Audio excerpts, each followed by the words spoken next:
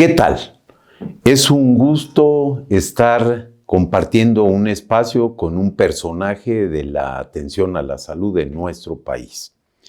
Y un placer estar con todas y todos ustedes en una emisión más de nuestro programa Hablemos de Salud y de otros temas que el colectivo Unidos por la Salud de los Mexicanos produce con el propósito de contribuir al desarrollo de una cultura en favor de la salud en la sociedad mexicana.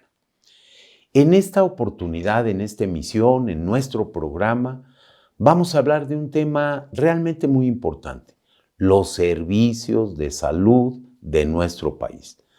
Tocaremos principalmente lo público, pero también podremos hacerlo con lo privado, con el sector privado. Y para este propósito tengo el gusto de saludar al doctor López Cervantes, al doctor Malaquías López Cervantes. El gusto es mío, querido Malaquías. Él es un médico cirujano egresado de la Facultad de Medicina de la UNAM, nuestra universidad, quien hizo estudios de posgrado. Es maestro en salud pública y tiene estudios doctorales, es doctor en filosofía en la Universidad de Yale. Él ha ocupado cargos, responsabilidades dentro de las áreas de educación y de los servicios de salud, particularmente, pero no solo, dentro de la Secretaría de Salud. Es profesor de pregrado y posgrado por más de 37 años. Ya 37 años de experiencia docente dentro de la universidad, y ha hecho muchas otras cosas en ese campo, en otros espacios más allá de la Facultad de Medicina.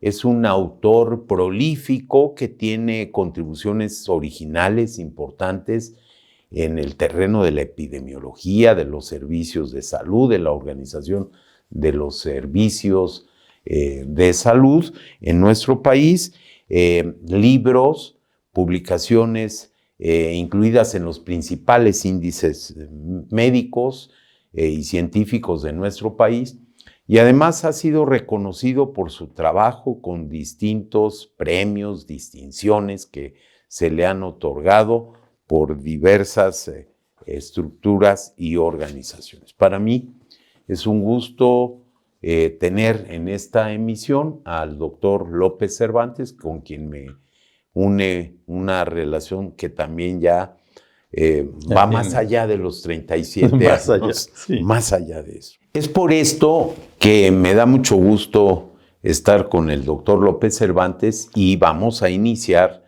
nuestra sesión, nuestra entrevista, con una pregunta muy global, muy general. ¿Cómo describiría el doctor López Cervantes el estado actual de los servicios de salud pública en nuestro país, de atención a la salud en México? Bueno, doctor Narro, primero que nada agradezco la oportunidad de platicar aquí con todos nuestros amigos y con toda la audiencia. Y segunda, pues es una pregunta muy difícil porque tiene una respuesta muy breve: desastroso. Creo que la situación actual en el país y por mucho tiempo ha sido de un verdadero desastre. Y yo creo que necesitamos hacer muchas cosas. A ver, doctor López Cervantes, empezamos, digamos, la historia contemporánea de los servicios de salud de México por allá del medio siglo. En 1943 identificamos un punto de partida muy, muy importante. Pero esto quiere decir que ya son más de 80 años con un sistema como el que tenemos, ¿no? Multiinstitucional, fragmentado, que duplica atenciones a algunos grupos, que deja a otros más sin la atención. ¿Cuáles son, dentro de esta condición de desastre de la organización y de los servicios, por muchas razones, y como dijiste, desde hace ya varios años, ¿no? ¿Cuáles son los principales retos que se enfrenta, a los que se enfrenta el sistema de atención a la salud en México? Bueno, mira, permíteme primero mencionar unos hitos importantes. Para la época en la que se creó en México la Seguridad Social, ya se había reconocido en el mundo la importancia de los servicios de salud y poco después de nosotros en Inglaterra, eso te consta a ti, se estaba creando el Servicio Nacional de Salud. Y eso es para todos los habitantes, no para una fracción de los habitantes. Entonces aquí en México se quiso seguir un esquema que era el de Bismarck en Alemania, vinculando los servicios de salud al trabajo. Pero entonces se dejó fuera de alcance a la mitad de la población que no era trabajadora formal. Entonces, pues eso de entrada fue un error. No se pensó en que la salud era un derecho de todos los mexicanos. A pesar de que la creación de la ONU lo propuso, tardamos muchos años, décadas, en reconocer la importancia de la atención a la salud de todos los habitantes del país. Sí, efectivamente, la creación es de los años 40 y el derecho a la salud reconocido en la Constitución, pues es de 1983. Sí, 40 años después. 40 años después. Muy bien.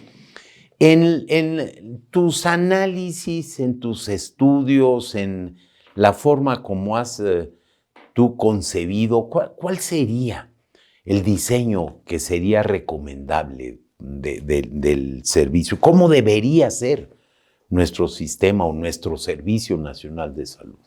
Bueno, debemos de tener un Servicio Nacional de Salud para toda la población.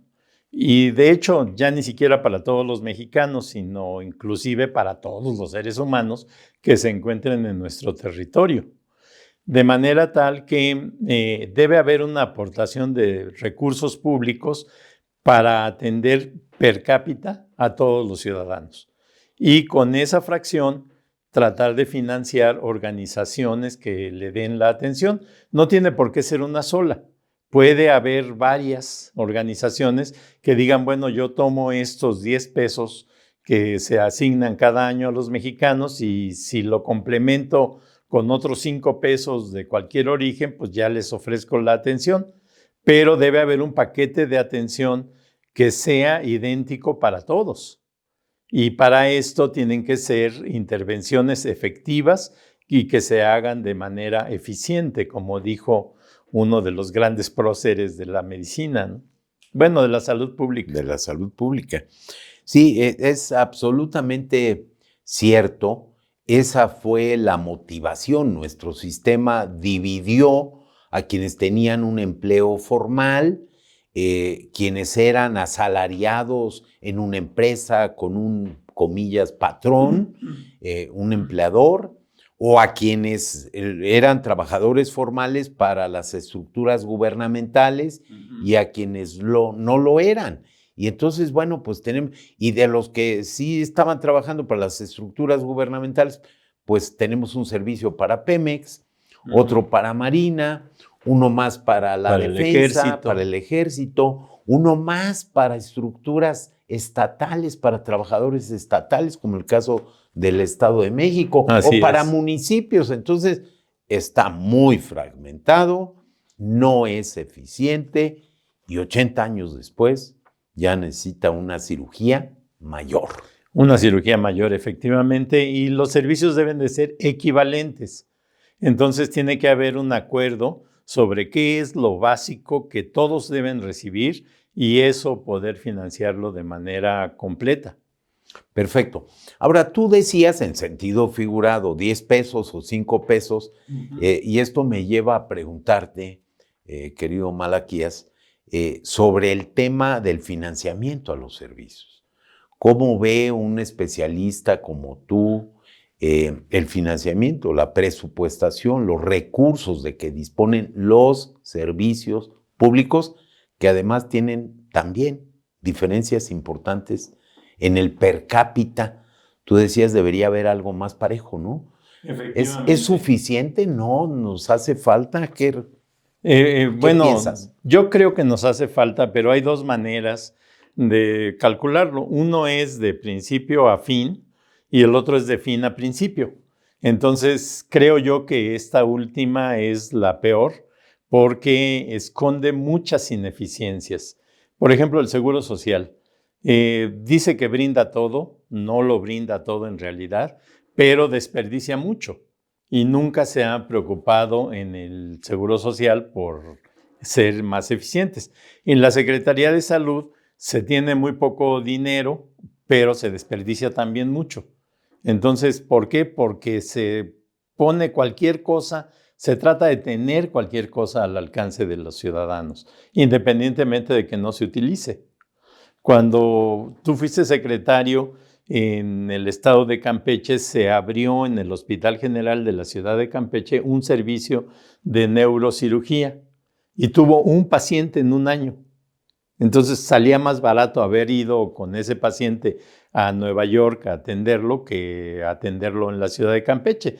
Entonces creo yo que no todo debe de estar en todas partes, eso lo hemos sabido por mucho tiempo, pero no lo hemos podido reconocer y obligar. Claro, claro. Por cierto, sí, yo fui secretario, pero el doctor López Cervantes fue colaborador también. Bueno, Sí, no fui pero inocente. a ver, en materia de recursos humanos, ya decía yo, tú eres un profesor de la universidad de 37 años y eres un estudioso de los sistemas, entre muchas otras cosas, de los sistemas de prestación de servicios.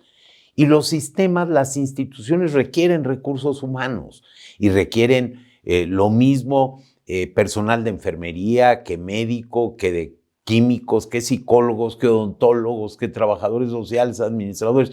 ¿Cómo se ve el panorama? En particular, en este caso, la pregunta es más para el personal, para los recursos humanos médicos, en lo cuantitativo y en lo cualitativo. Bueno, tenemos servicios que le retribuyen a la gente bien, lo suficiente como para que puedan vivir sin constricciones, pero también tenemos lo contrario, mucho personal que gana muy poco y muchas veces se considera que la solución es traer gente de otras partes, ¿no? A ver, por ejemplo, ¿te refieres a los médicos traídos de Cuba? De Cuba. Que vienen a lo mejor profesionalmente muy bien capacitados, pero contractualmente hay muchas... En otras condiciones. En otras condiciones, pero también vienen para hacer trabajos que deberíamos estar haciendo nosotros los mexicanos.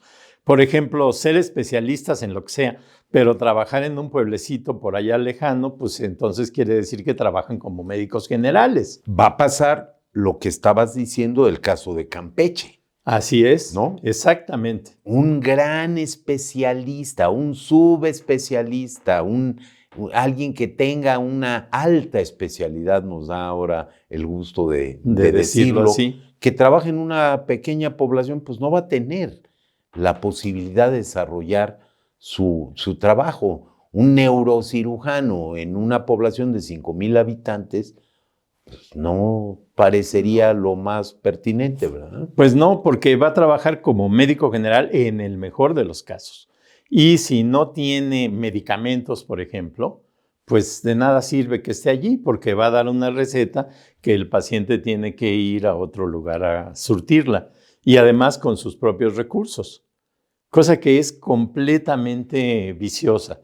Entonces creo yo que necesitamos revisar de fondo qué es lo que se debe de hacer, dónde y renunciar a lo que no se puede. Por ejemplo, la Organización Mundial de la Salud nos puso un compromiso que yo me burlaba diciendo que era salud para todos en 2000 años y era para el año 2000. ¿No? Y bueno, por supuesto no la cumplimos. ¿Por qué? Porque no tenemos todo lo que significa atención primaria. Ahora, si lo que podemos dar es atención médica de primer contacto, pues demos eso, pero reconozcamos que eso estamos haciendo. Y hagámoslo bien. Eso es. Ese es el problema, ¿no? Sí, eso es. Porque, a ver, hablando de esto, resulta que en el primer nivel de la atención médica, en el primer contacto, el tema de la prevención es muy importante y en particular por ejemplo, la vacunación, Ujú. ¿no? Y resulta que no lo estamos cumpliendo.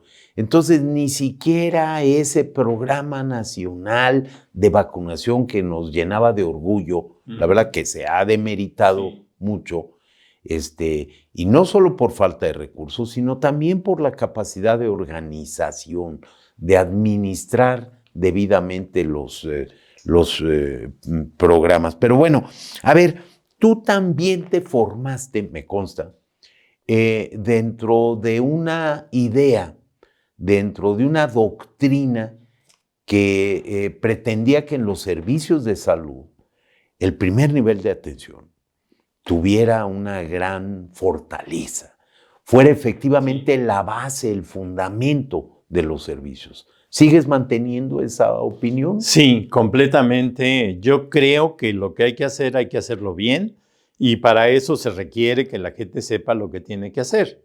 Esto es uno de los problemas que he tratado de abordar en últimos años en la enseñanza de la medicina. Yo creo que los médicos tienen que ser capaces de manejar bien los problemas que deben de manejar. Nos decía nuestro maestro, el doctor José Laguna, hace ya muchos años, ¿no?, que un médico recién egresado de la facultad debería de saber manejar muy bien al paciente diabético, al paciente hipertenso y a otros pacientes que tenían que controlarse en la atención de primer contacto. Y realmente no tenemos esa capacidad técnica garantizada de parte de nuestros egresados. Y de parte de los egresados de otras profesiones, como enfermería, pues no lo sé, pero no lo creo. Salen muy bien preparados para trabajar en un hospital, pero no para necesariamente trabajar en un servicio de primer contacto. Eso es. Y por cierto, ahí se antoja hacer la pregunta de lo que ha venido a representar los consultorios adyacentes a farmacias, que frente a debilidades del sistema público, pues han crecido en forma importante, sí en los últimos años, pero incluso es un producto de los últimos 25, 27 años, ¿no? Sí, ¿Cómo efectivamente. ves tú eso? Bueno, yo lo veo muy mal porque surgió de algo que parecía justificable, que era lo de tener una receta para vender un antibiótico. Antes los dependientes de una farmacia vendían los antibióticos como si nada, ¿no? Sin ninguna receta.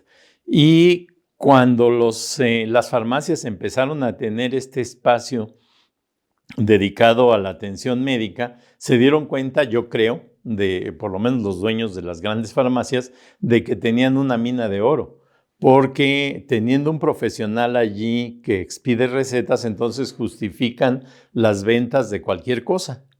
Y a mí me consta que me han dicho egresados de la Facultad de Medicina que les dejaban operar el consultorio siempre y cuando hicieran una prescripción de más productos que no fueran dañinos, pero que les permitieran aumentar las ventas.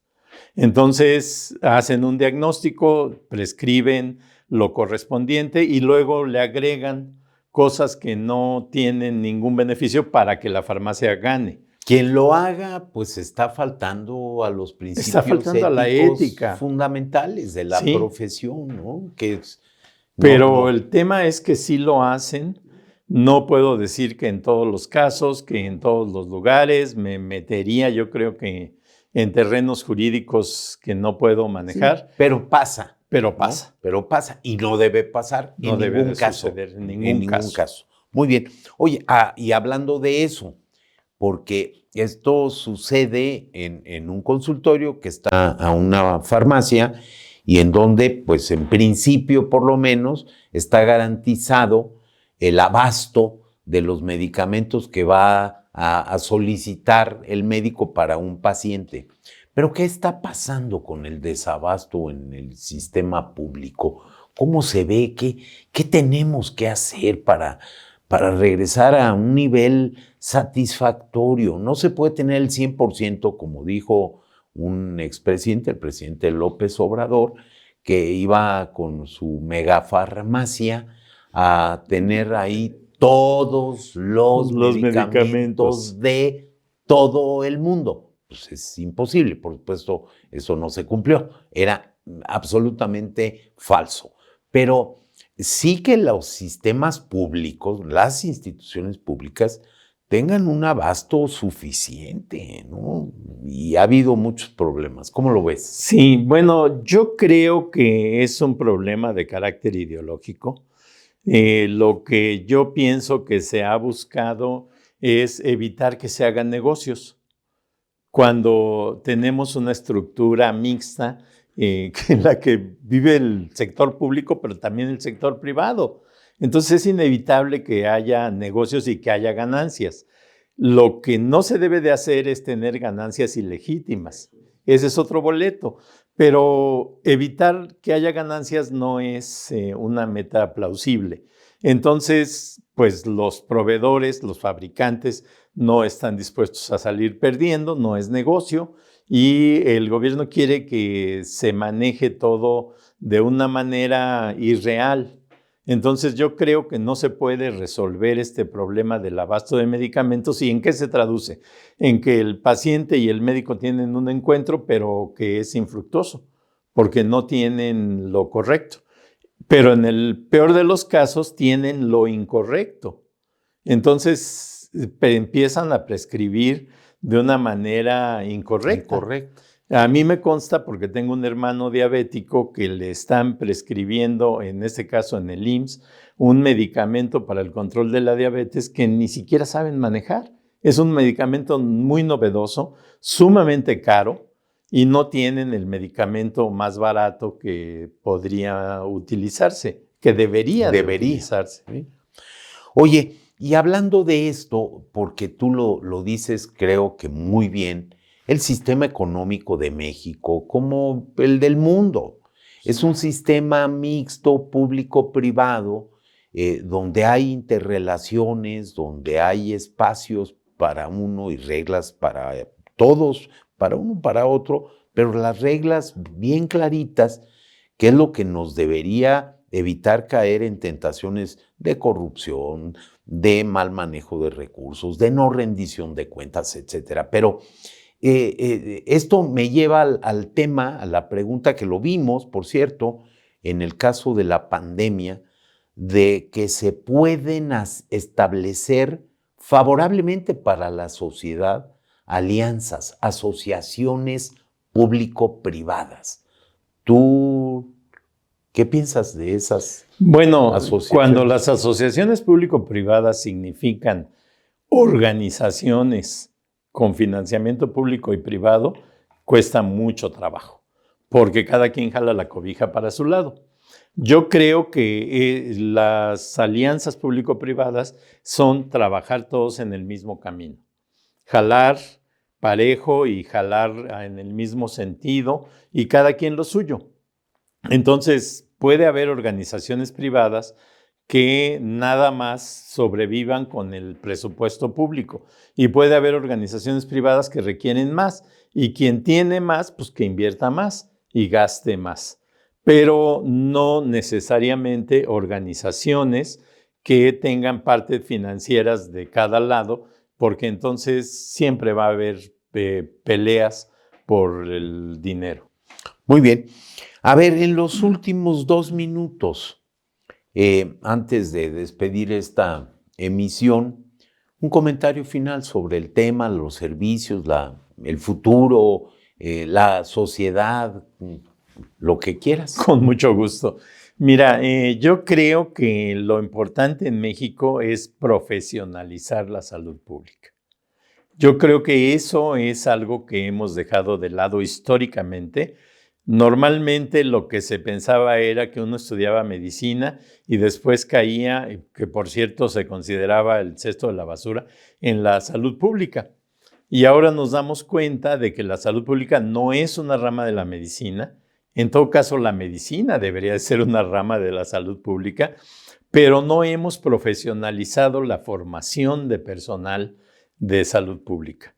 Y yo creo que aquí no es nada más la medicina, hay muchas otras profesiones y necesitamos profesionalismo y capacidad técnica suficiente para poder concebir y manejar adecuadamente la atención de la salud. Muy bien, pues muy apreciados seguidores de estos programas y en especial de esta emisión destinada a los servicios de salud de nuestro país. Muchas gracias por su atención. Muchísimas gracias al doctor López Cervantes por compartir con nosotros sus conocimientos, su experiencia en el campo de la prestación, de la organización de los servicios y de la docencia y la investigación. Y pues nuestra invitación para que nos sigan en una próxima emisión de este programa Hablemos de Salud y de otros temas que el colectivo Unidos por la Salud de los Mexicanos produce con esa pretensión a la que ya me refería, contribuir a incrementar, a mejorar la cultura, la educación en materia de salud. Muchas gracias a ustedes y muchas gracias al doctor López Cervantes. Doctor Narro, muchísimas gracias por la invitación.